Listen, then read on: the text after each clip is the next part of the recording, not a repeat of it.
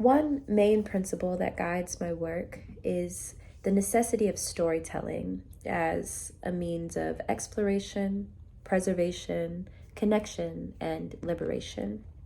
Taking lessons into our own selves, exploring them in an internalized way, informed, of course, by our own experiences and identities, and the use of storytelling as a way to give voice to what we find.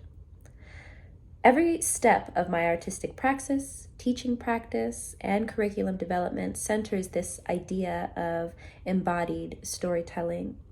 I explore the world through the stories told by the people in it, through their movement, literature, poetry, songs, music, etc., keeping in mind whose stories are illuminated and the choices we make in representing what we glean from them.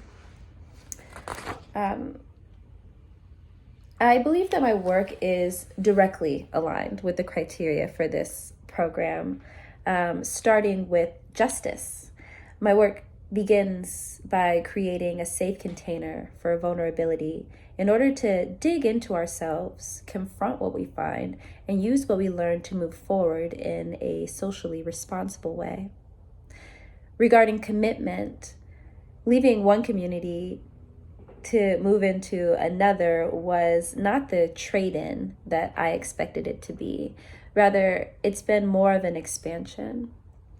Because this community is very different, I can think in new ways that actually connect the two and affirm a through line of humanity.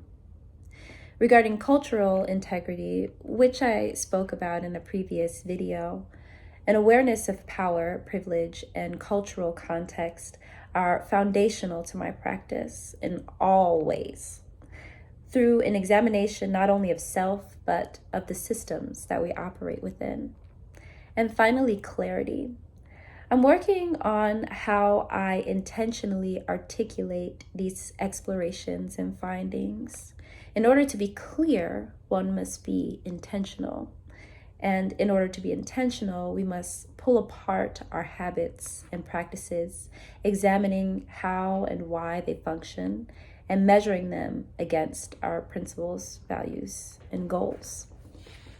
The three pillars of my own personal practice are facilitating a life practice of mindfulness and intention, exploring embodied ways of storytelling through movement, and evaluating and challenging practices that are systemically oppressive.